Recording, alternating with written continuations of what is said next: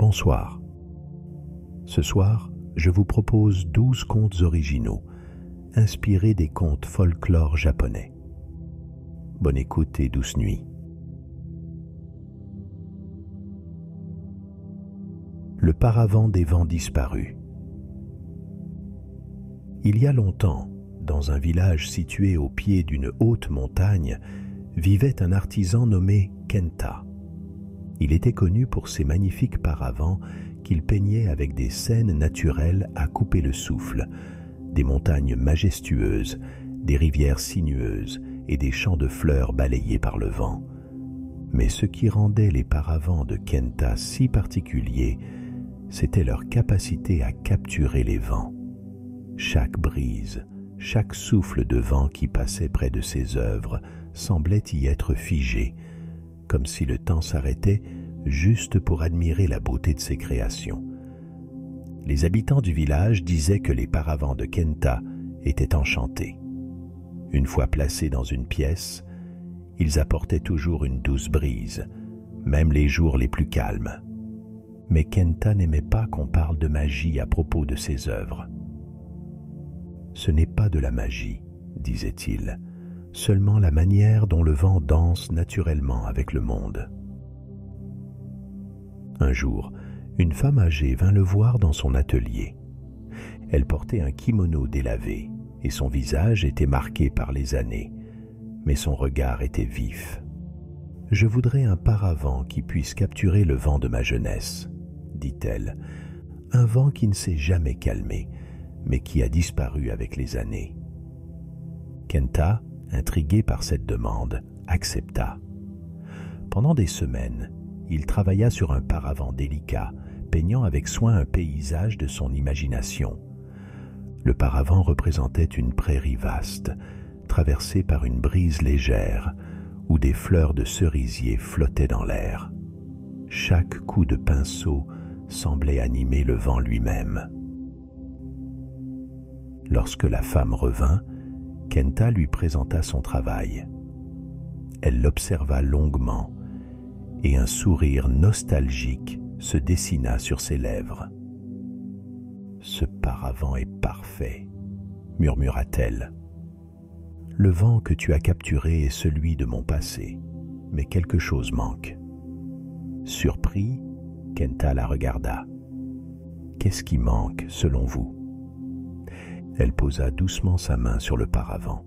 « Le vent que je ressens n'est pas seulement celui de la jeunesse, c'est aussi celui des choses qui passent et ne reviennent jamais. » Kenta, perplexe, réfléchit à ces paroles. « Je peux essayer de capturer ce vent, mais comment peindre quelque chose qui disparaît ?» La vieille femme sourit tristement. « C'est là toute la difficulté, jeune homme. Nous voulons tous retenir le vent, mais il nous échappe toujours. Ce que tu as peint est beau, mais c'est une illusion. Le vrai vent, celui que je cherche, est celui qui ne peut pas être capturé. » Le lendemain, Kenta se mit à travailler à nouveau, mais cette fois, il ne cherchait pas à peindre le vent. Il peignait l'espace autour de lui, les pauses, les moments de silence entre les brises. Il réalisa que pour véritablement comprendre le vent, il fallait aussi accepter son absence. Lorsque la vieille femme revint, il lui présenta un nouveau paravent, bien différent du premier. Il était presque vide, avec juste quelques touches légères de vent sur des herbes fléchissantes. C'était un paysage calme, comme si le vent venait de passer, mais s'était déjà enfui. La vieille femme contempla l'œuvre, et une larme coula le long de sa joue. « C'est exactement cela, » dit-elle. « C'est ce que je cherchais, le vent que tu ne peux pas retenir, mais que tu sais avoir ressenti. C'est ce vent-là qui fait partie de nous, celui qui nous change, mais que l'on ne peut ni garder ni revoir. » Kenta comprit alors la leçon que la femme voulait lui apprendre. Le vent, comme le temps, ne pouvait être figé. Il fallait accepter que certaines choses dans la vie soient éphémères, qu'elles passent sans que nous puissions les retenir. En capturant le silence qui suit le vent, il avait finalement trouvé l'essence de l'impermanence. La vieille femme quitta le village, emportant avec elle son paravent. Et Kenta, pour la première fois, cessa de chercher à retenir le vent dans ses œuvres. Il laissa ses paravents respirer, permettant au vide de parler autant que le vent. À partir de ce jour, les paravents de Kenta devinrent encore plus célèbres. Non pas parce qu'ils captivaient les vents, mais parce qu'ils captivaient le moment où les choses passent. On disait que ceux qui s'asseyaient devant ces paravents pouvaient ressentir non seulement la brise, mais aussi le passage du temps, et avec lui, l'acceptation que tout finit par disparaître. Le pont des libellules. Dans un petit village baigné par un lac tranquille, il y avait un pont en bois qui traversait l'eau. Ce pont était appelé le pont des libellules, en raison des innombrables libellules qui dansaient autour, particulièrement au crépuscule, leur vol gracieux se reflétant dans l'eau calme comme un rêve éthéré. Tous les habitants connaissaient ce pont, et il était dit qu'il portait chance à ceux qui prenaient le temps de regarder les libellules en silence.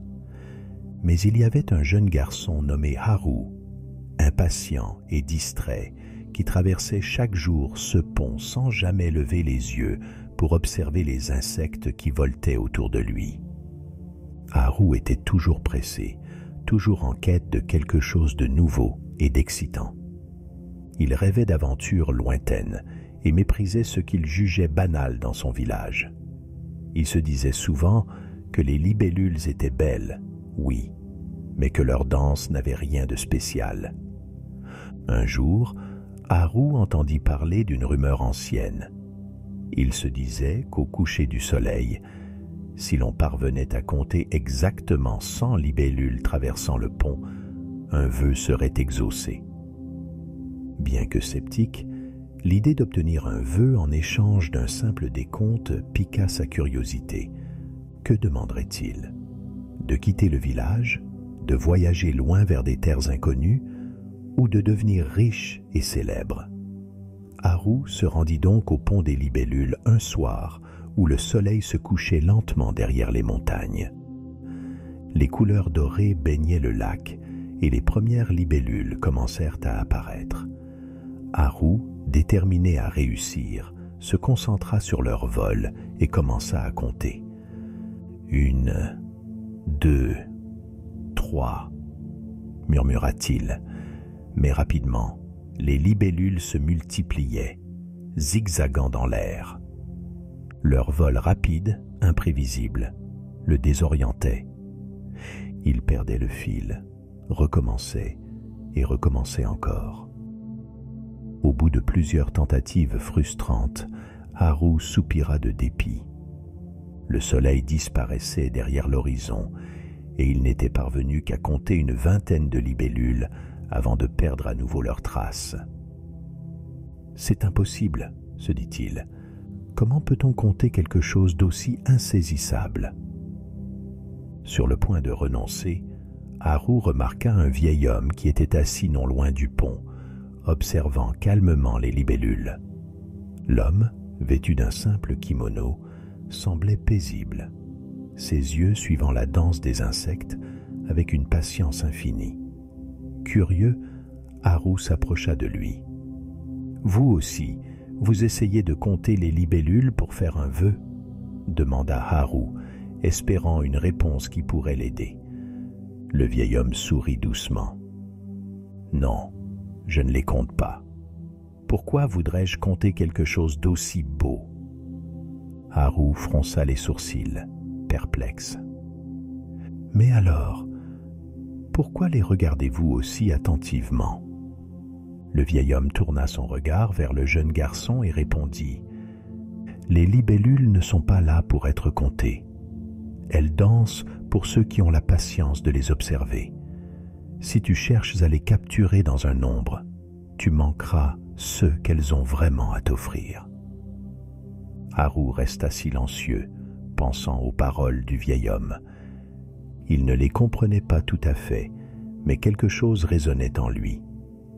Il s'assit à côté de l'homme, les jambes croisées, et décida de regarder les libellules différemment.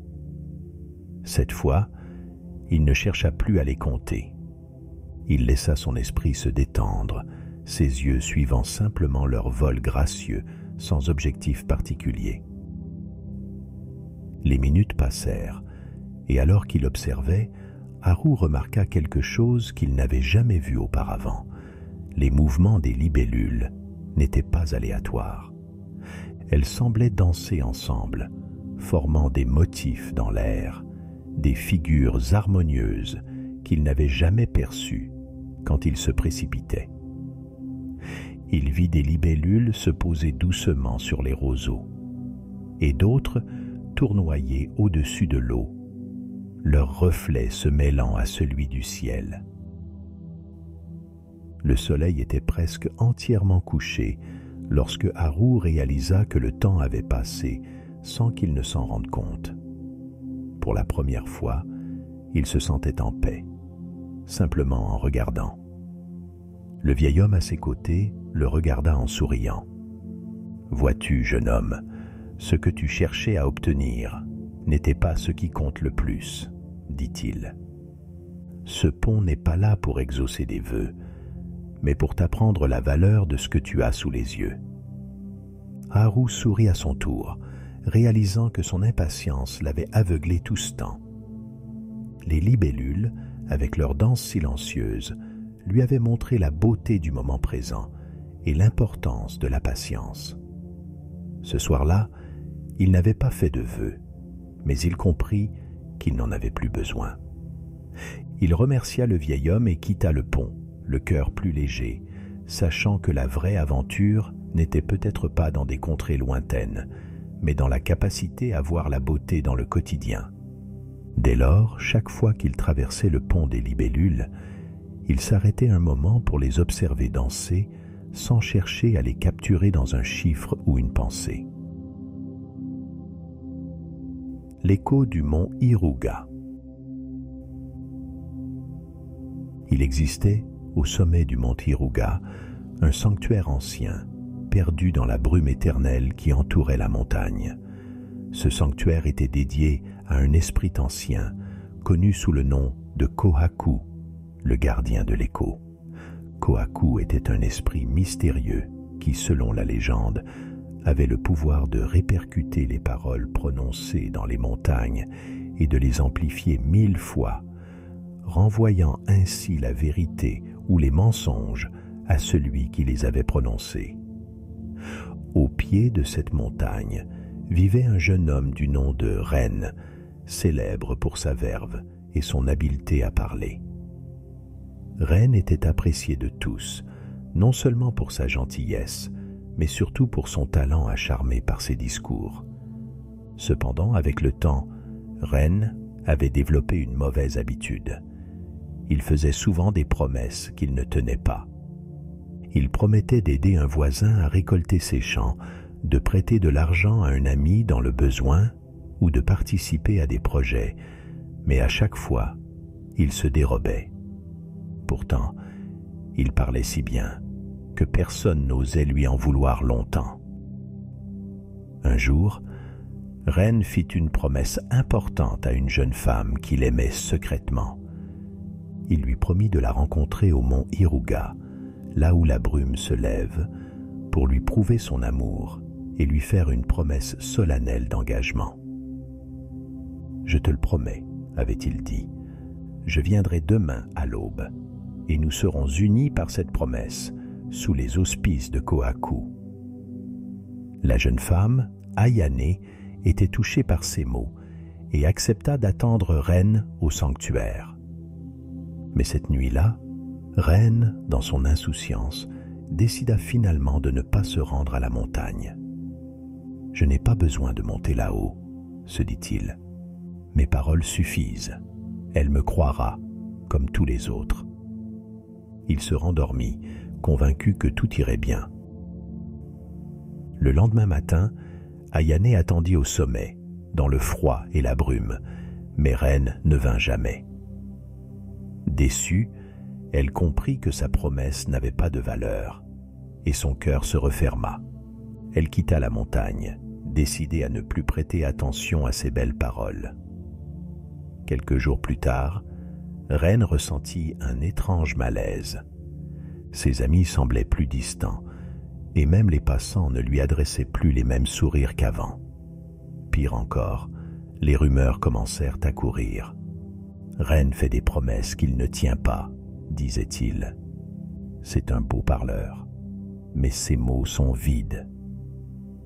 Pris de panique, Ren décida de se rendre au mont Iruga pour prier Kohaku. Peut-être l'esprit du mont pourra-t-il effacer ces rumeurs, se dit-il. En arrivant au sommet, il entra dans le sanctuaire et s'agenouilla devant l'autel. « Esprit Kohaku, implora-t-il, je viens ici pour que tu me pardonnes mes légères tromperies. Accorde-moi ta clémence et efface les paroles que j'ai prononcées sans conviction. » Mais le mont ne répondit pas immédiatement. Au lieu de cela, un écho résonna dans les montagnes. C'était sa propre voix, amplifiée et déformée, répétant ses promesses non tenues, ses paroles vides. « Je te le promets, je viendrai demain, je t'aiderai, je te jure que… » Ces mots, répétés encore et encore, emplissaient l'air autour de lui. Chaque écho le frappait comme une vague de vérité amère. Ren comprit alors que ces paroles n'étaient pas seulement du vent. Elles avaient un poids, une répercussion qu'il n'avait jamais mesurée. Chaque promesse faite, même si elle semblait anodine, avait laissé une trace, un écho dans le monde qui revenait maintenant le hanter. Soudain, la voix de Kohaku résonna à travers l'écho de ses propres mots. « Tes paroles sont comme des feuilles emportées par le vent. Tu les as jetées sans réfléchir, mais elles sont revenues à toi et elles te suivent partout où tu vas. Les mots ont un pouvoir que tu as sous-estimé. Ren. » Ren, terrifié, se prosterna devant l'autel. « Que puis-je faire pour réparer cela ? » « Comment puis-je faire taire ces échos ?» demanda-t-il. « Les échos ne peuvent être effacés, » répondit Kohaku. « Mais tu peux les apaiser. Va et respecte les promesses que tu as faites. Rends tes paroles vraies. Ce n'est qu'en agissant avec sincérité que les échos de tes mensonges s'atténueront. » Ren quitta le sanctuaire avec un cœur lourd, mais aussi avec une nouvelle détermination. Dès lors, il s'efforça de respecter chacune des promesses qu'il avait faites, peu importe leur importance. Il aida ses voisins dans les champs, prêta de l'argent à ceux à qui il l'avait promis et s'excusa auprès de tous ceux qui l'avaient déçu.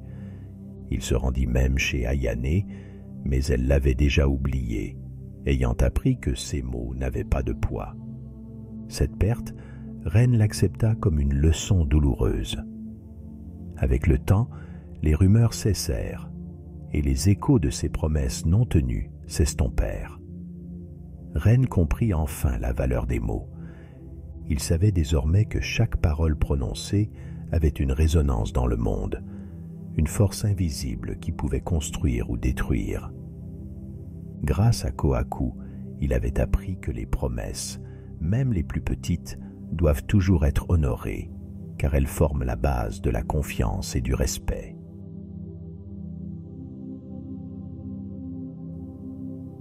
Les graines du dragon.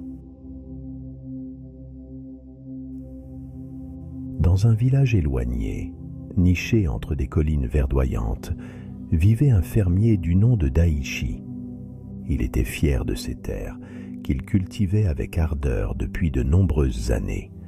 Chaque saison, il plantait du riz et des légumes, travaillant du lever au coucher du soleil pour obtenir des récoltes abondantes. Mais malgré tous ses efforts, ses cultures ne donnaient jamais autant que celles de ses voisins. Daichi commençait à se décourager. Un jour, Alors qu'il était assis près de sa petite rizière, un vieil homme mystérieux s'approcha de lui. Son visage était ridé, mais ses yeux brillaient d'une sagesse ancienne. « Je vois que tu te fatigues à travailler tes terres, mais que tu n'es pas satisfait des résultats, » dit le vieil homme en observant le champ de Daichi. Daichi, fatigué et frustré, soupira. « Peu importe combien je travaille, ma récolte est toujours modeste. Mes voisins, eux, semblent avoir la bénédiction des dieux. Peut-être qu'il me manque quelque chose, mais je ne sais pas quoi. » Le vieil homme, après un long moment de silence, sortit une petite pochette de son manteau et la tendit à Daichi. « Voici des graines spéciales, dit-il doucement. On les appelle les graines du dragon. Si tu les plantes avec soin et patience, elles te donneront une récolte extraordinaire. Mais attention, ces graines demandent plus que du simple travail. » Étonné, mais plein d'espoir, Daichi prit la pochette et remercia le vieil homme. Sans perdre de temps, il rentra chez lui et prépara un petit coin de son champ pour y planter les mystérieuses graines. Il suivit toutes les instructions que le vieil homme lui avait données. Il devait arroser les graines chaque matin avant l'aube, veiller à ce qu'elles reçoivent suffisamment de lumière, mais pas trop de chaleur, et surtout, il ne devait jamais les négliger. Les premiers jours, Daichi remarqua à peine une différence. Les graines du dragon semblaient germer comme les autres plantes, avec une lenteur ordinaire. Frustré, il commençait à douter de la promesse du vieil homme. « Peut-être que ces graines ne sont rien d'autre qu'un mensonge, » se disait-il. Mais fidèle à ses efforts, il continua à les soigner jour après jour, espérant que quelque chose de magique finirait par arriver. Puis, une semaine passa, puis 2. Toujours rien de particulier. Alors que Daichi était sur le point d'abandonner, il commença à remarquer de petites différences dans ses autres cultures. Ses plants de riz, qu'il considérait toujours comme ordinaires, semblaient pousser plus vigoureusement. Ses légumes étaient plus verts, et les récoltes qu'il avait plantées auparavant semblaient soudainement éclore avec plus de vie. Intrigué, Daichi se concentra davantage sur ses autres champs et moins sur les graines du dragon qu'il continuait à surveiller machinalement. Et plus il observait les petites choses qu'il avait négligées auparavant, plus il réalisait que tout autour de lui s'améliorait. Les petites pousses qu'il trouvait insignifiantes au départ étaient devenues de belles plantes. Chaque matin, il prenait un moment pour les apprécier, une habitude qu'il n'avait jamais eue auparavant.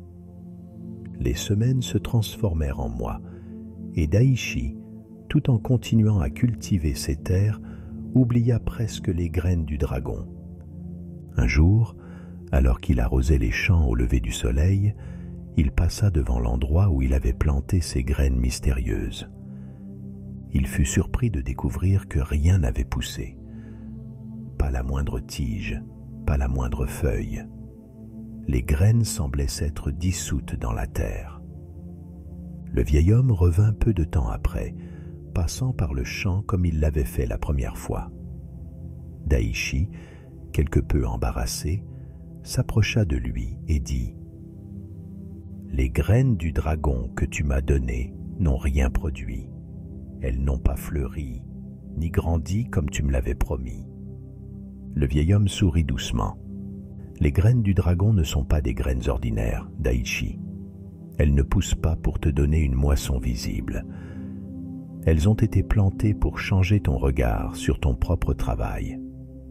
Depuis que tu t'es occupé d'elles, tes terres sont devenues plus fertiles, et toi-même, tu as commencé à voir ce que tu avais négligé auparavant. » Daichi fronça les sourcils, pensant aux semaines passées. C'était vrai, sans qu'il s'en rende compte, il avait pris plus soin de ses champs, avait appris à apprécier les petits progrès de chaque plante, et ses récoltes avaient été bien meilleures cette année. Les graines ne sont-elles qu'un symbole ? demanda-t-il. Pas seulement, répondit le vieil homme. Elles sont là pour te rappeler que la patience, l'humilité et l'attention aux détails sont ce qui transforme un simple champ en un jardin florissant. Les choses que tu juges petites ou insignifiantes sont souvent les plus importantes. Les graines du dragon ont poussé dans ton cœur, pas dans ton champ. Comprenant enfin, Daichi s'inclina devant le vieil homme. Il réalisa que toute sa frustration venait de son obsession pour les grandes réalisations, alors qu'il avait négligé la valeur des petits miracles de la vie quotidienne. En prenant soin de chaque petite plante, en étant patient et attentif, il avait finalement trouvé ce qu'il cherchait. Une récolte abondante, mais surtout une satisfaction profonde. Dès ce jour, Daichi travailla ses champs avec un nouvel état d'esprit. Il n'était plus préoccupé par des récoltes spectaculaires ou des résultats immédiats. Il avait appris à apprécier les petites choses, les progrès lents mais constants, et à reconnaître que la véritable richesse venait de l'attention qu'il portait à chaque moment. La fleur du vent. Dans un village niché au creux des montagnes, vivait un jeune homme du nom de Sora. Il était connu pour sa gentillesse, mais aussi pour son amour profond pour une jeune femme du village, Hana. Depuis leur enfance, ils avaient partagé une amitié indéfectible, et au fil des ans, Sora était tombé amoureux d'elle. Pour lui, Hana était comme une fleur rare et délicate qui illuminait chaque journée. Sora n'avait jamais osé lui dire ses sentiments directement, car il chérissait trop leur lien pour risquer de le briser. Chaque soir, il se rendait au bord de la rivière, là où les fleurs de lotus flottaient doucement sur l'eau, et jouait du koto pour Hana. Elle venait souvent l'écouter, s'asseyant en silence à ses côtés, ses yeux reflétant la douceur du crépuscule. Ces moments étaient pour Sora des souvenirs précieux, et il croyait dans son cœur qu'un jour peut-être, leur amitié se transformerait en amour partagé. Mais un jour, tout changea. Un étranger arriva au village, un jeune voyageur nommé Takashi. Il était plein de vie, aventureux et d'une nature joyeuse qui contrastait avec la douceur calme de Sora. Takashi fit rapidement la connaissance de Hana, et très vite, une connexion se forma entre eux. Ils passaient de plus en plus de temps ensemble, riant, discutant et partageant des histoires du monde extérieur. Sora, bien qu'il ne l'ait jamais dit à personne, voyait cette relation évoluer sous ses yeux. À chaque fois qu'il observait Hana parler avec Takashi, il ne disait rien, mais comprenait ce qui se passait. Il continua à jouer pour elle, espérant en secret qu'elle revienne vers lui. Mais au fond de lui, il savait que quelque chose avait changé. Un soir, alors que le soleil disparaissait derrière les montagnes, Hana vint trouver Sora au bord de la rivière, là où il jouait toujours du koto. Cette fois, cependant, il y avait une gravité dans son regard, une tristesse douce qui pesait dans l'air. « Sora, commença-t-elle, sa voix hésitante, je dois te parler. » Sora arrêta de jouer et posa doucement son instrument à côté de lui. Il savait que ce moment devait arriver. Hana prit une grande inspiration, prête à parler, mais avant qu'elle n'ouvre la bouche, Sora la devança. Il lui sourit doucement, un sourire empreint de douceur et de compréhension. « Hana, commença-t-il d'une voix calme et assurée, tu n'as pas besoin de me dire quoi que ce soit. Je sais, j'ai vu dans tes yeux, dans tes sourires, et dans la façon dont tu regardes Takashi. Tu es amoureuse de lui et tu es heureuse à ses côtés. Je l'ai compris depuis un moment. » Hana resta figée un instant, surprise par la sérénité de Sora. Elle avait craint ce moment, redouté de lui faire du mal. Mais il continua, sans la moindre amertume dans sa voix. « Et je veux que tu saches quelque chose, » poursuivit Sora, ses yeux profondément ancrés dans les siens. « Peu importe où tu es, ce que tu fais, ce que tu dis ou avec qui tu choisis d'être, je t'aimerai toujours. Mon amour pour toi n'a jamais dépendu de ta présence à mes côtés ou de ta réponse à mes sentiments. Je t'aime, tout simplement. » Hana sentit ses yeux se remplir de larmes. Elle avait préparé des mots pour l'expliquer, pour le ménager, mais Sora venait de lui offrir un amour d'une profondeur qu'elle n'avait jamais imaginée. Les larmes commencèrent à couler sur les joues de Hana. Elle prit la main de Sora dans la sienne. « Je ne te mériterai jamais assez, Sora. Tu es quelqu'un de si bon. » Sora sourit, un sourire sincère, empli de calme et de certitude. « Bien sûr que tu me mérites. Tu mérites tout l'amour du monde, Hana. Tu seras toujours dans mon cœur, peu importe où tu iras ou avec qui tu seras. » Et si un jour, le cœur de Takashi changeait d'avis, sache que mon amour pour toi ne faiblira jamais. Mais tu n'as pas besoin de moi. Crois-moi, car dépendre de l'amour des autres, c'est perdre sa liberté. Il marqua une pause, ses yeux brillants d'une douceur infinie. L'amour véritable, Hana, n'a pas besoin d'être réciproque pour exister pleinement. Il suffit d'aimer sans condition, sans attente, pour sentir cet amour dans son propre cœur. C'est en aimant inconditionnellement que personne ne pourra jamais briser ton cœur. Car ce n'est pas l'amour que l'on reçoit qui compte, mais celui que l'on porte. Hana, touchée par ces paroles, serra doucement sa main, le regard empli de reconnaissance. « Merci, Sora. » Ils restèrent là, un moment, dans un silence paisible, observant les reflets du soleil couchant sur l'eau, partageant une sérénité profonde. Ils savaient que leur chemin allait désormais se séparer, mais cette compréhension n'enlevait rien à l'affection qui les liait. Après ce soir, Hana partit avec Takashi pour commencer une nouvelle vie, et Sora, loin de ressentir de la tristesse ou de l'amertume, ressentit une joie sincère pour elle. Il continua à jouer son koto près de la rivière, seul cette fois, mais avec un cœur en paix.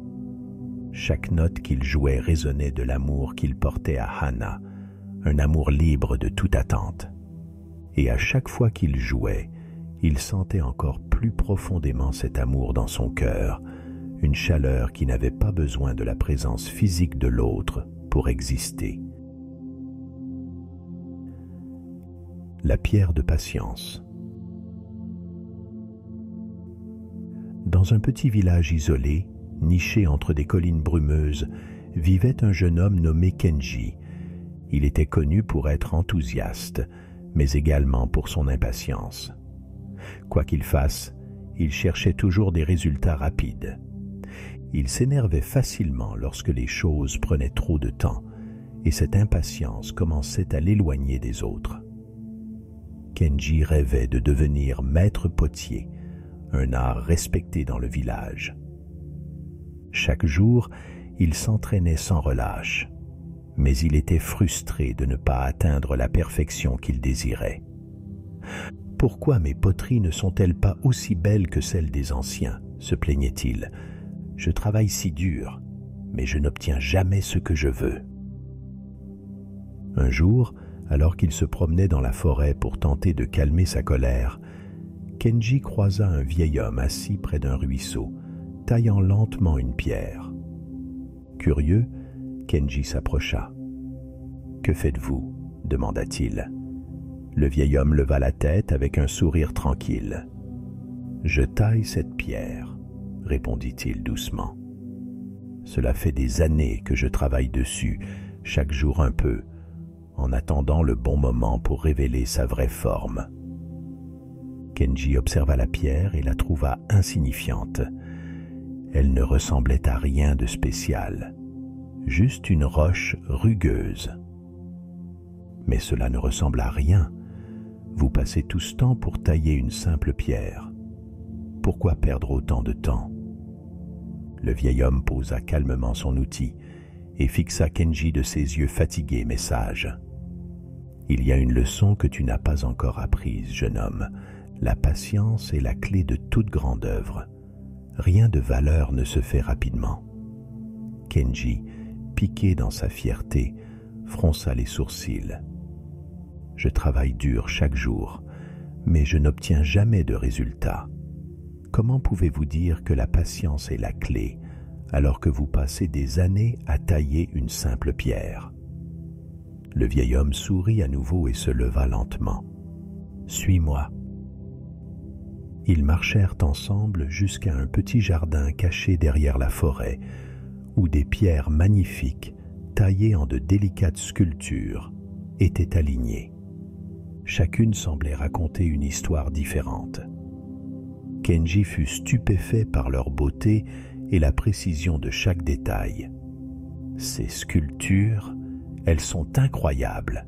s'exclama Kenji. « Qui les a faites ?»« Moi », répondit le vieil homme. « Chaque pierre a été travaillée pendant des années avec soin et patience. Au début, elle ne ressemblait à rien, comme celle que tu as vue plus tôt. Mais avec le temps, la forme se révèle.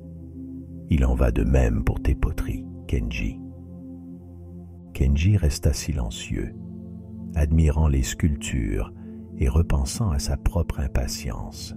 « Si tu veux créer quelque chose de beau et de durable, tu dois laisser le temps faire son œuvre, » poursuivit le vieil homme. L'impatience te pousse à chercher des raccourcis, mais la vraie maîtrise vient de la constance, de l'effort régulier et de l'acceptation que certaines choses ne peuvent pas être accélérées. Kenji baissa la tête, touché par les paroles du vieil homme. « Mais comment puis-je apprendre à être patient? Chaque fois que j'échoue, j'ai envie de tout abandonner. » Le vieil homme posa une main bienveillante sur son épaule. « Prends cette pierre. » Il tendit à Kenji une petite pierre lisse. « Chaque jour, viens ici, assieds-toi près de la rivière et passe du temps avec elle. Ne cherche pas à la transformer tout de suite. Simplement, sois présent avec elle. Tu comprendras que la patience n'est pas seulement une question de temps, mais d'attitude face à ce temps. » Kenji, bien que sceptique, accepta la pierre et revint chaque jour au bord de la rivière. Au début, il se sentait frustré de ne rien voir changer. Mais peu à peu, il commença à apprécier ces moments de calme. Il remarqua les détails de la pierre, la texture de sa surface, la façon dont l'eau du ruisseau la caressait doucement. Le temps ne lui pesait plus. Il s'était mis à aimer la lente progression, l'effort invisible qui portait en lui quelque chose de plus profond. Avec le temps, Kenji réalisa que son impatience s'évanouissait. Ses poteries devinrent plus fines, plus précises, car il avait appris à laisser chaque geste suivre son propre rythme.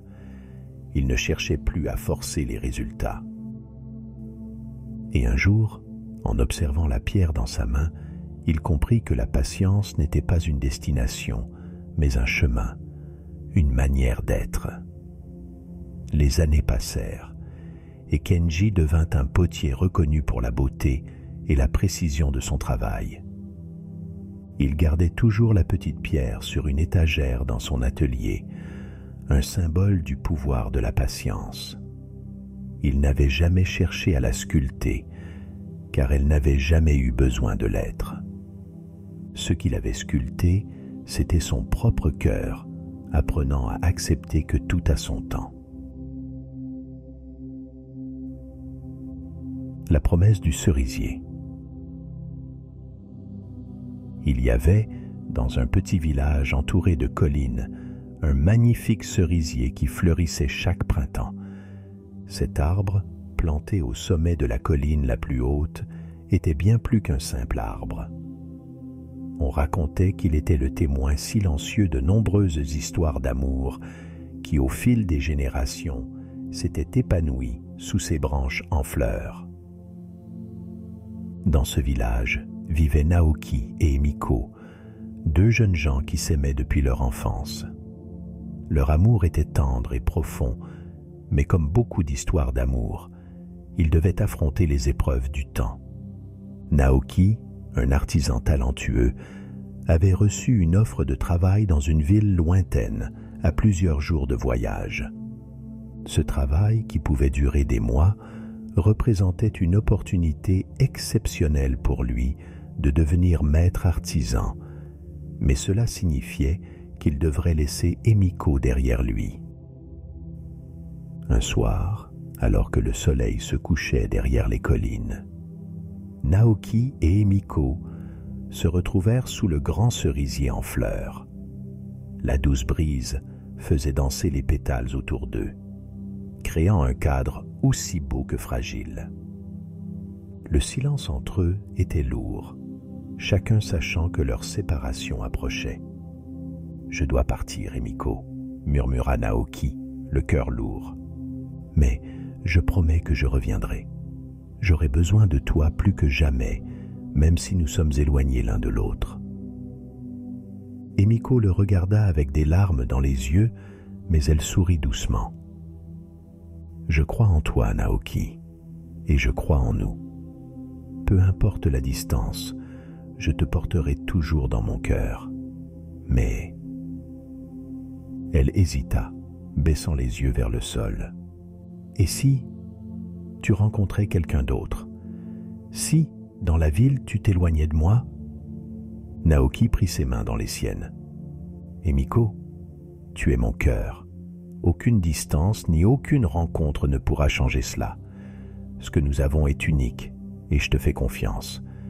Tu dois, toi aussi, avoir confiance en notre amour. » Emiko soupira doucement. « Je veux croire, Naoki, mais parfois la peur s'insinue. » Naoki sourit, puis regarda le grand cerisier. « Connais-tu l'histoire de cet arbre ?»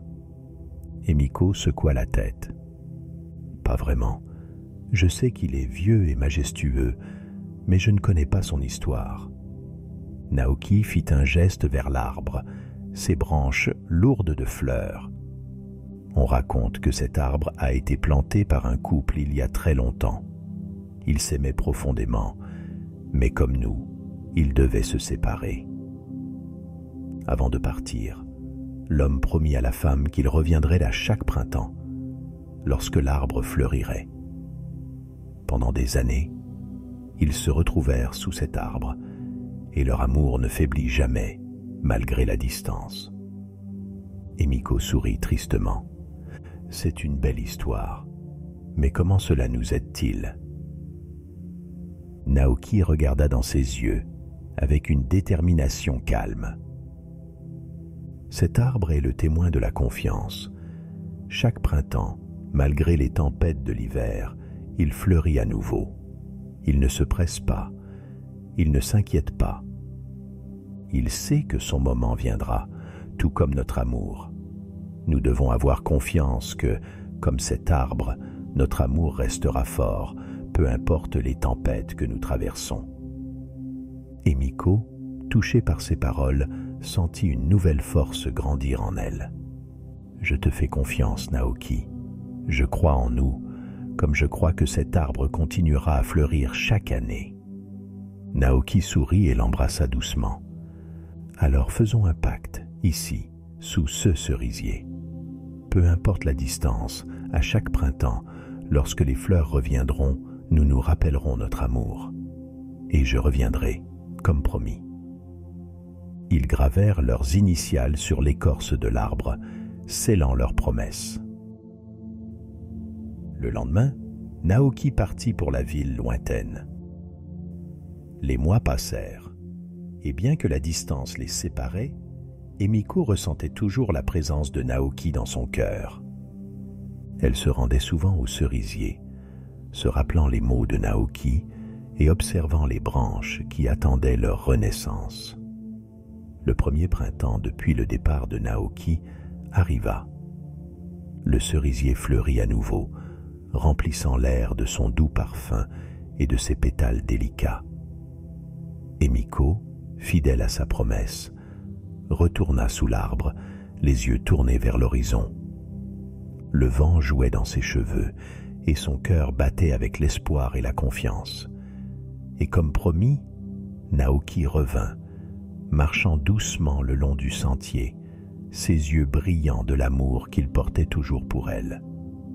Il la trouva sous l'arbre, comme s'il ne s'était jamais quitté. La rivière des destins. Il y avait, dans une vallée paisible entourée de montagnes, un village traversé par une rivière cristalline. Cette rivière, qu'on appelait la rivière des destins, avait une réputation particulière. On disait qu'elle n'était jamais la même, chaque jour apportant un courant nouveau, un mouvement imprévisible. Tantôt calme et douce, tantôt rapide et tumultueuse, la rivière symbolisait pour les villageois le flux de la vie elle-même. Dans ce village vivait un jeune homme nommé Ren, qui, contrairement à la rivière, résistait à tout changement. Ren aimait que les choses se déroulent comme prévu, de manière ordonnée et prévisible. Toute perturbation dans ses plans ou ses attentes le rendait nerveux. Il passait ses journées à essayer de contrôler chaque détail de sa vie, redoutant l'incertitude. Un jour, alors qu'il travaillait dans les champs, un vieil homme du village, maître Kaito, l'observa avec un sourire amusé. Kaito était un homme sage et respecté, connu pour son approche tranquille de la vie. Il avait l'habitude de méditer près de la rivière, contemplant ses eaux changeantes avec un calme imperturbable. « Ren », l'appela Kaito en s'approchant. « Tu sembles tendu. Pourquoi as-tu l'air de lutter contre le vent aujourd'hui ?» Ren, surpris, regarda le vieil homme. « Je n'arrive pas à avancer comme je le veux. Chaque fois que je pense avoir tout planifié, quelque chose vient bouleverser mes efforts. » Kaito sourit doucement et posa une main sur l'épaule du jeune homme. « Peut-être que c'est là que tu te trompes, Ren. La vie est comme cette rivière. » Il désigna l'eau qui coulait paisiblement à quelques pas d'eux. Elle change constamment. Parfois, elle est douce, et d'autres fois, elle est turbulente. Si tu passes ton temps à essayer de la contrôler, tu ne feras que te fatiguer. Ren fronça les sourcils, confus. Alors, que dois-je faire? Rester les bras croisés et laisser les choses se passer? Ne rien faire et attendre que la vie me pousse où elle veut? Kaito secoua la tête. Non, Ren, ce que je te propose, c'est d'apprendre à danser avec les courants de la vie. Lutte contre la rivière et elle te fatiguera. Apprends à suivre son cours, à t'adapter à ses changements, et elle te portera là où tu es censé aller. Ren ne comprenait pas pleinement, mais il respectait la sagesse de Kaito. Comment puis-je faire cela? Je ne veux pas perdre le contrôle de ma vie. Le vieil homme le regarda avec bienveillance. Accompagne-moi demain matin, au bord de la rivière, et je te montrerai. Le lendemain, au lever du jour, Ren retrouva Kaito près de la rivière, comme convenu. Le vieil homme tenait 2 petits radeaux, faits de bambou et de cordes, qu'il tendit à Ren. « Aujourd'hui, nous allons descendre la rivière ensemble.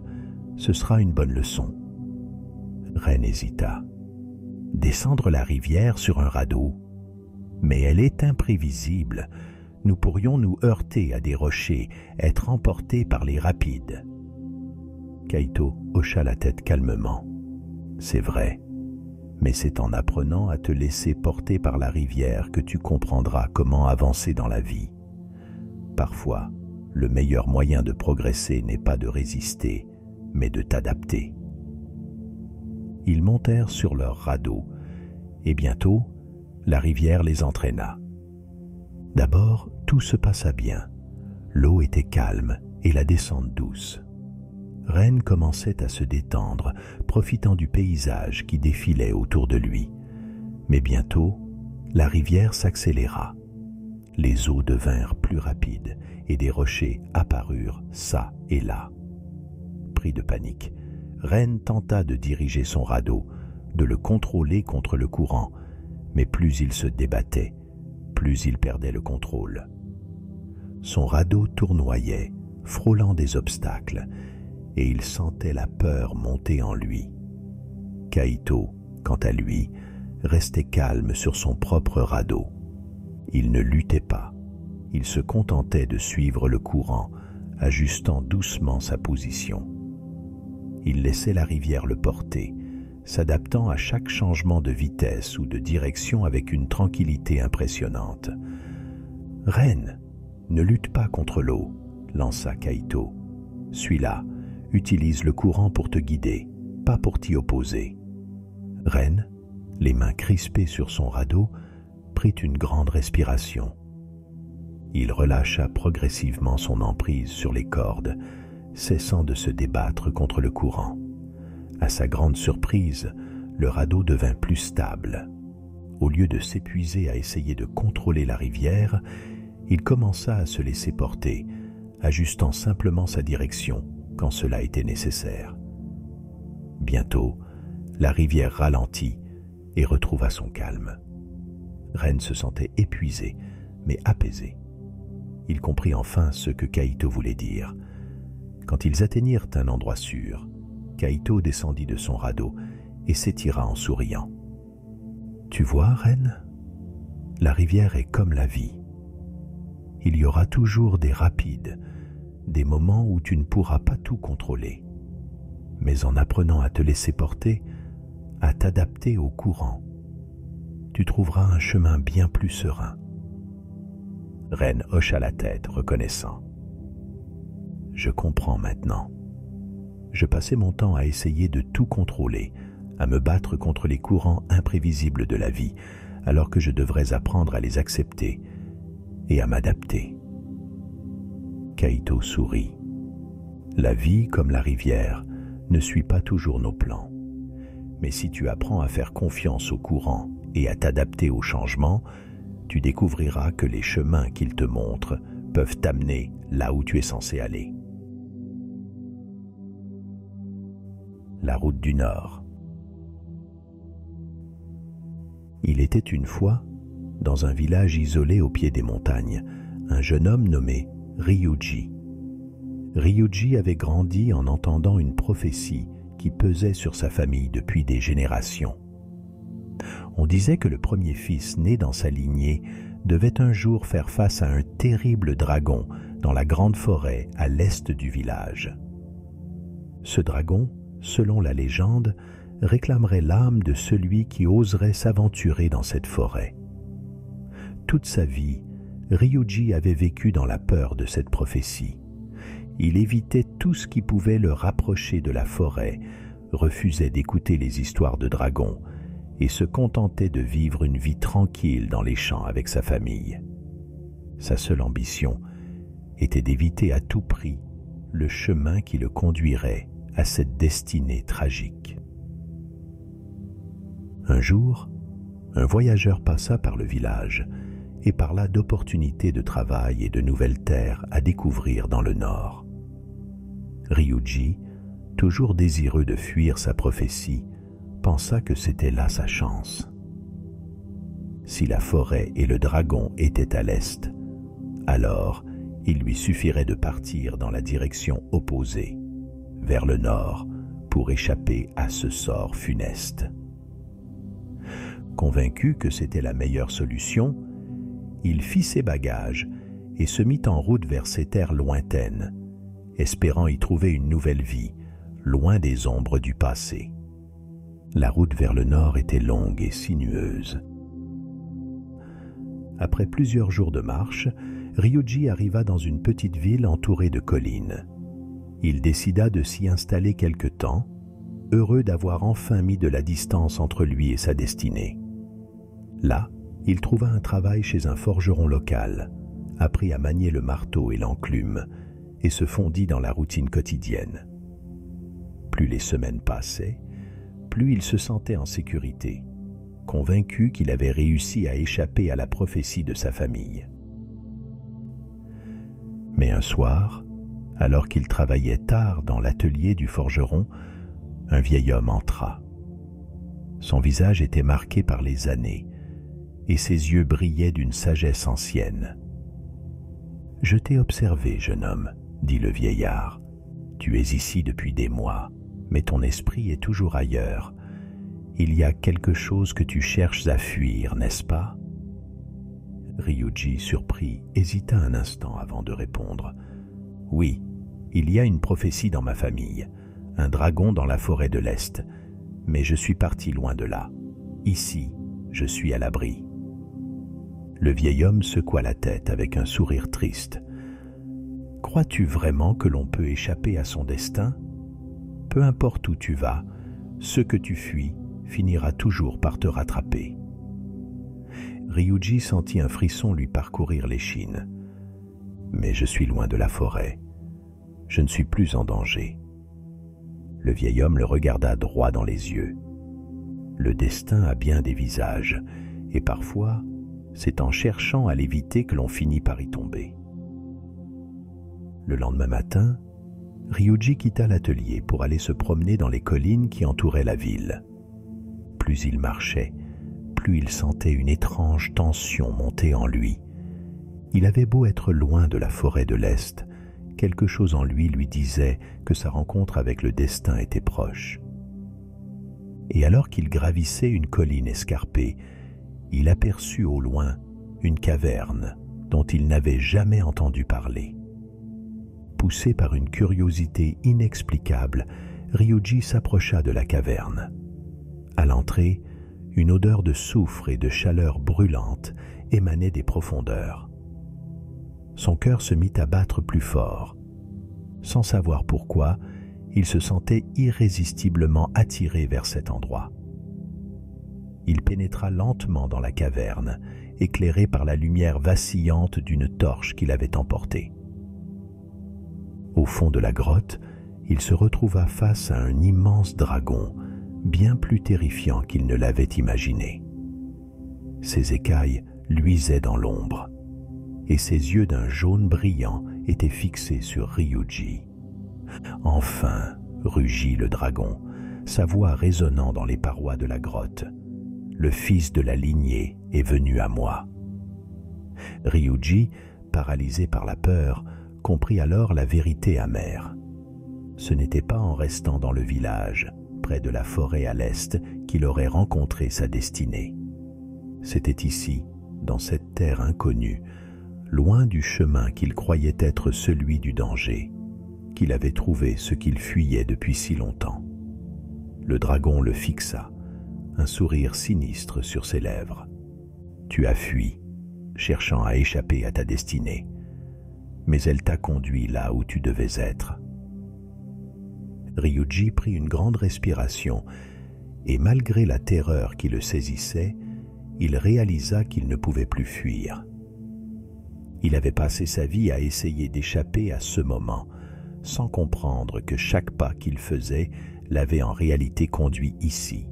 « Je ne peux pas t'éviter, » murmura-t-il, « mais je peux faire face. » Le dragon éclata d'un rire tonitruant. « C'est ainsi que fonctionne le destin. Ce n'est pas en fuyant que l'on trouve la paix, mais en acceptant ce qui nous attend. » Soudain, le dragon fit un mouvement inattendu.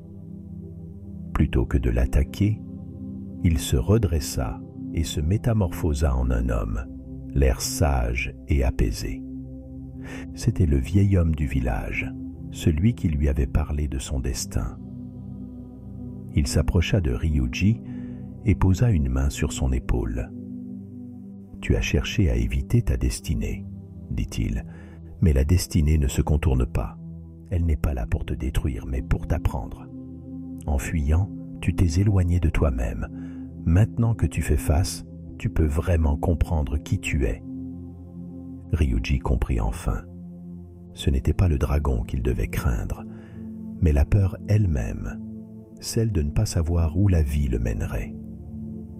En tentant de fuir, il avait seulement renforcé la force de son destin. Mais en l'acceptant, il se libérait de ses chaînes. L'oiseau de feu. Dans un village paisible, entouré de collines verdoyantes, vivait une jeune femme nommée Ayako. Elle était connue pour sa gentillesse et son amour de la nature. Chaque jour, elle se rendait dans les bois pour cueillir des fleurs, écouter le chant des oiseaux et méditer au bord de la rivière. Son bonheur simple attirait l'envie et l'admiration de ses voisins, car elle semblait vivre en harmonie avec tout ce qui l'entourait. Mais un jour, alors qu'elle se promenait dans la forêt, un immense oiseau de feu apparut dans le ciel. Ses plumes brillaient d'un rouge incandescent et sa queue traînait derrière lui comme une traînée de flammes. Les villageois, effrayés par cette apparition, se cachèrent dans leur maison, redoutant que cet oiseau ne soit un présage de malheur. L'oiseau de feu se posa sur un arbre, juste devant Ayako. Il ouvrit son bec et laissa échapper un cri perçant qui résonna dans toute la vallée. Puis, d'un battement d'ailes, il s'envola à nouveau, laissant derrière lui une forêt en flammes. Le feu se propagea rapidement, consumant les arbres, les fleurs et tout ce qui se trouvait sur son passage. En quelques heures, une grande partie de la forêt que les villageois chérissaient avait été réduite en cendres. Le village entier était en état de choc, mais Ayako était particulièrement dévastée. La forêt qu'elle aimait tant, ce lieu de paix et de sérénité, n'était plus qu'un paysage désolé et noirci. Elle se sentait perdue, comme si une partie d'elle-même avait été détruite avec les arbres. Les jours passèrent, et la tristesse d'Ayako ne faisait que grandir. « Pourquoi cet oiseau est-il venu ici ?» se demanda-t-elle. « Pourquoi a-t-il détruit ce que nous aimions tous ?» Aux yeux des villageois, cette tragédie était une malédiction. Ils considéraient l'oiseau de feu comme un signe de mauvais augure, un destructeur de leur bonheur. Mais un jour, alors qu'Ayako se promenait tristement dans les ruines de la forêt, elle remarqua quelque chose de surprenant. De petites pousses vertes commençaient à émerger des cendres. Là où tout semblait mort, la vie renaissait doucement. Curieuse, elle se pencha pour observer de plus près. Ces plantes n'étaient pas les mêmes que celles qui avaient poussé auparavant. C'étaient des fleurs et des herbes qu'elle n'avait jamais vues auparavant, des espèces rares qui n'apparaissaient qu'après un feu de forêt. Intriguée par cette découverte, Ayako retourna chaque jour dans la forêt pour observer l'évolution de ces nouvelles plantes. Petit à petit, la nature reprenait ses droits. De nouveaux arbres, plus résistants et plus forts que les précédents, commencèrent à pousser. Les fleurs qui s'épanouissaient étaient d'une beauté rare et inédite. Des animaux qu'elle n'avait jamais vus auparavant s'installaient dans cette nouvelle forêt. Un jour, alors qu'elle s'émerveillait devant cette transformation, un ancien sage du village s'approcha d'elle. « Tu vois, Ayako, dit-il doucement, parfois, ce qui semble être une destruction totale est en réalité une opportunité de renouveau. Cet oiseau de feu, que nous avons tous vu comme une malédiction, a apporté avec lui la possibilité d'une nouvelle vie. » Ayako écouta attentivement, comprenant peu à peu la sagesse dans ses paroles. « Certaines graines ne germent que dans les cendres, poursuivit le sage. Certains arbres ne peuvent pousser que lorsqu'ils ont été purifiés par le feu. L'oiseau de feu bien qu'il ait semblé être un destructeur, a en fait offert à cette terre une renaissance. À cet instant, Ayako réalisa que la perte qu'elle avait tant pleurée était en réalité une bénédiction déguisée. La forêt qu'elle avait connue et aimée n'avait pas simplement disparu, elle avait cédé la place à quelque chose de nouveau, de plus beau et de plus fort. Ce qui semblait être une catastrophe avait, en réalité, ouvert la voie à une transformation qu'elle n'aurait jamais pu imaginer. Avec le temps, la nouvelle forêt devint encore plus florissante que la précédente. Les villageois, d'abord méfiants, commencèrent à se rendre compte que l'oiseau de feu avait apporté plus que des flammes. Il avait purifié la terre, renouvelé la vie et offert à leur village une chance de renaître. Ayako, qui avait d'abord vu cet événement comme une tragédie, apprit à voir au-delà des apparences. Elle comprit que, parfois, la vie nous offre des bénédictions déguisées en épreuves, et que ce qui semble être une perte ou une destruction peut en réalité être le début de quelque chose de bien plus précieux. Le masque de porcelaine brisé.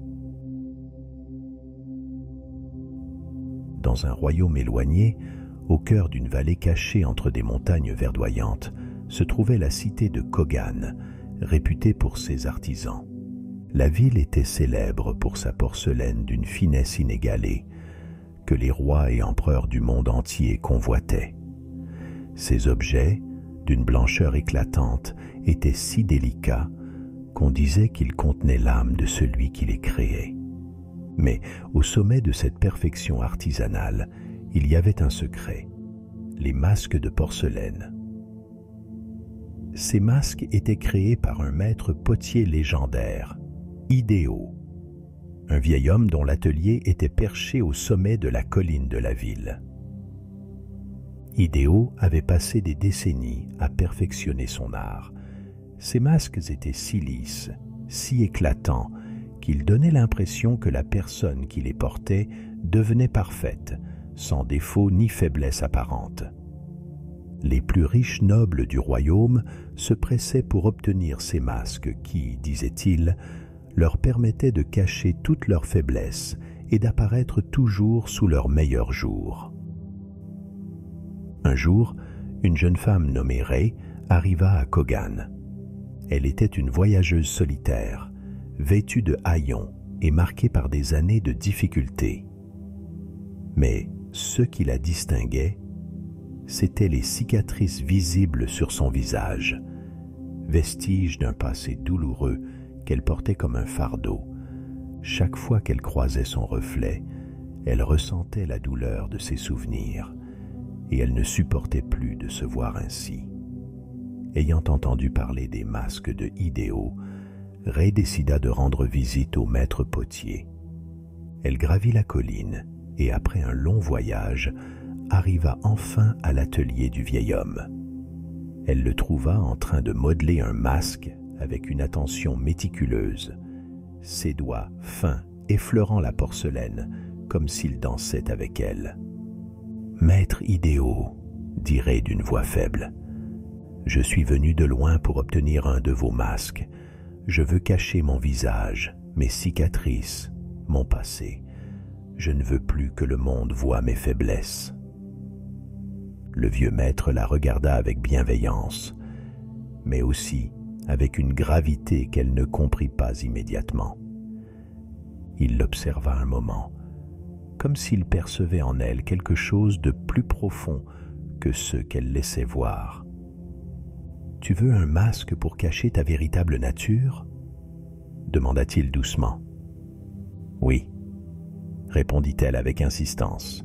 « Je veux être vue comme quelqu'un de fort, de parfait, comme ces nobles qui viennent te voir. » Hideo hocha la tête et, sans un mot de plus, se dirigea vers ses étagères où des dizaines de masques étaient soigneusement disposés.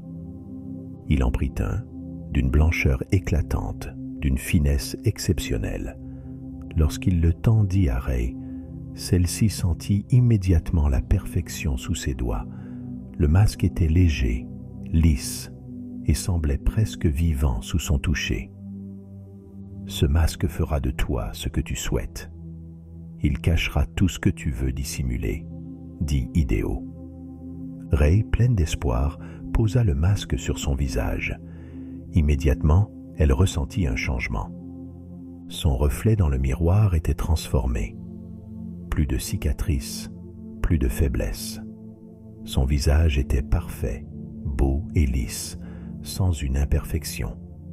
Elle sourit pour la première fois depuis longtemps.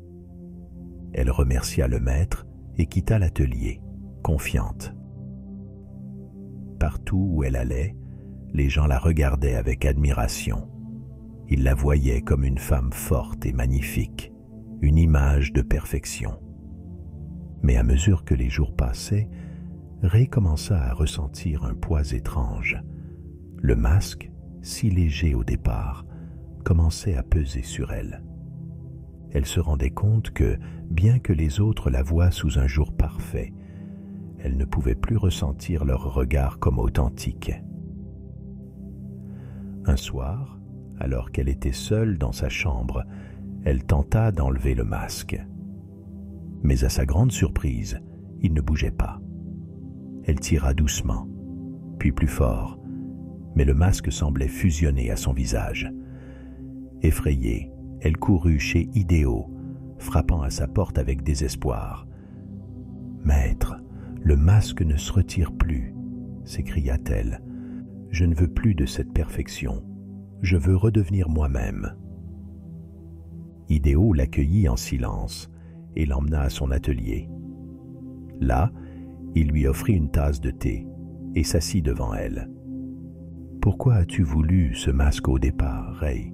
demanda-t-il calmement. « Parce que je ne voulais plus que le monde voie mes cicatrices, ma vulnérabilité. Je pensais que la perfection me rendrait plus forte, » répondit-elle, les larmes aux yeux. Hideo la regarda avec sagesse. « Le masque a fait ce que tu lui as demandé. Il t'a donné une image parfaite, mais à quel prix? Ta véritable force ne vient pas de l'absence de cicatrices ou de faiblesse. Elle vient de ton courage à les montrer, à les accepter. La perfection est une illusion, Rei. Les masques ne peuvent pas te libérer. » Rei, réalisant la profondeur de ses paroles, hocha la tête, désespéré. « Mais comment puis-je l'enlever ?» Le maître se leva, prit délicatement le visage de Rei entre ses mains et avec une douceur infinie, il fit craquer légèrement le masque. Un bruit de fissure se fit entendre et le masque se brisa en plusieurs morceaux, tombant au sol. Rei, libéré de cette coquille, se regarda dans un miroir. Son visage, marqué de ses cicatrices, était à nouveau visible. Mais cette fois-ci, elle ne ressentit pas de honte. Au lieu de cela, elle se sentit soulagée, comme si un poids immense avait été levé de ses épaules. Hideo sourit. « Tes cicatrices racontent ton histoire, elles font partie de toi. La force réside dans l'acceptation de qui nous sommes avec nos imperfections. Ce n'est pas en cachant nos faiblesses que nous devenons forts, mais en les affrontant. » Le chant des ombres perdues. Dans une ville isolée, cachée au creux des montagnes embrumées, les habitants vivaient selon des règles strictes et immuables. Cette ville, nommée Mugen, était étrange. Chaque jour, les citoyens suivaient une routine millimétrée, sans jamais s'en écarter. Les rues étaient toujours parfaitement ordonnées, les conversations toujours polies, et personne ne s'écartait jamais de son chemin. Il régnait une harmonie parfaite, mais cette harmonie cachait un étrange malaise. Dans cette ville vivait un jeune homme du nom de Tetsuo. Depuis son enfance, il avait l'impression d'être différent des autres. Chaque matin, en suivant le même trajet, En parlant des mêmes choses avec les mêmes personnes, il ressentait un vide qu'il ne pouvait expliquer. Tous les autres semblaient parfaitement heureux dans leur monotonie, mais lui, il aspirait à quelque chose de plus. À quoi exactement? Il ne savait pas. Un jour, alors que Tetsuo revenait chez lui après une longue journée de travail, il remarqua quelque chose d'étrange dans les ruelles sombres de la ville. Une ombre mouvante qui ne semblait pas être liée à un corps. Elle glissait le long des murs, comme un souffle de vent sombre, insaisissable. Intrigué, il la suivit, se faufilant dans des rues qu'il n'avait jamais osé explorer auparavant. L'ombre le mena jusqu'à un petit portail, dissimulé derrière des broussailles. Derrière le portail se trouvait une place déserte, cachée au cœur de la ville. Là, en plein centre, se dressait une étrange statue d'une figure humaine sans visage. Autour d'elle, des dizaines d'ombres semblaient danser, s'entremêler, former des silhouettes humaines avant de se dissoudre dans l'air. Tetsuo, fasciné et effrayé à la fois, s'approcha de la statue. Soudain, une voix grave et lente résonna derrière lui. « Bienvenue, Tetsuo, tu as enfin trouvé le lieu où les âmes perdues se rassemblent. » Tetsuo se retourna et vit un homme vêtu d'une longue cape noire. Son visage était à moitié dissimulé par une capuche, et ses yeux, brillants d'un éclat surnaturel, semblaient percer l'âme de Tetsuo. « Qui êtes-vous » demanda Tetsuo, sentant son cœur battre plus vite. L'homme sourit. « Je suis le gardien des ombres. Ces ombres que tu vois autour de toi, ce sont les âmes de ceux qui ont perdu leur individualité. Ce sont des habitants de cette ville qui ont laissé le conformisme les dévorer. Ils ont renoncé à leur propre voix pour se fondre dans l'ordre et la routine. Ils ont perdu leur essence. Et toi, Tetsuo, es-tu prêt à devenir l'un d'eux » Tetsuo recula, effrayé. « Perdre leur essence ? Je ne comprends pas. Tous ici vivent dans la paix et l'harmonie. Mais vous dites qu'ils sont perdus ?» Le gardien hocha lentement la tête. L'harmonie à Mugen n'est qu'une façade. Ici, les gens sacrifient leur âme pour la tranquillité. Ils suivent les règles sans jamais questionner. Ils sourient sans jamais ressentir. Et à force de nier leurs désirs et leurs véritables émotions, ils finissent par se vider de leur essence. Ils deviennent des ombres.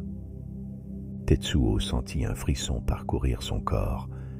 Il se souvenait des visages figés de ses voisins, de leurs sourires mécaniques, de leurs discussions prévisibles. Et soudain, tout prit sens.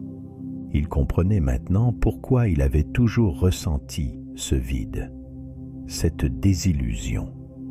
« Pourquoi moi ?» demanda-t-il hésitant. « Pourquoi n'ai-je pas encore perdu mon essence ?» Le gardien le regarda profondément dans les yeux. « Parce que tu cherches encore quelque chose de plus. Tu refuses inconsciemment de te laisser emporter par cette routine. Mais si tu continues ainsi, sans agir, tu finiras par devenir comme eux. Tu sentiras ton individualité s'effriter jour après jour, jusqu'à ce qu'il ne reste de toi qu'une ombre parmi les autres. » Tetsuo, horrifié par cette pensée, se tourna vers la statue sans visage. Il réalisa que cette figure représentait ce que devenaient les habitants de Mugen, des êtres sans identité, conformes, vides. Alors que dois-je faire ? Comment puis-je échapper à ce destin ? demanda-t-il, le souffle court.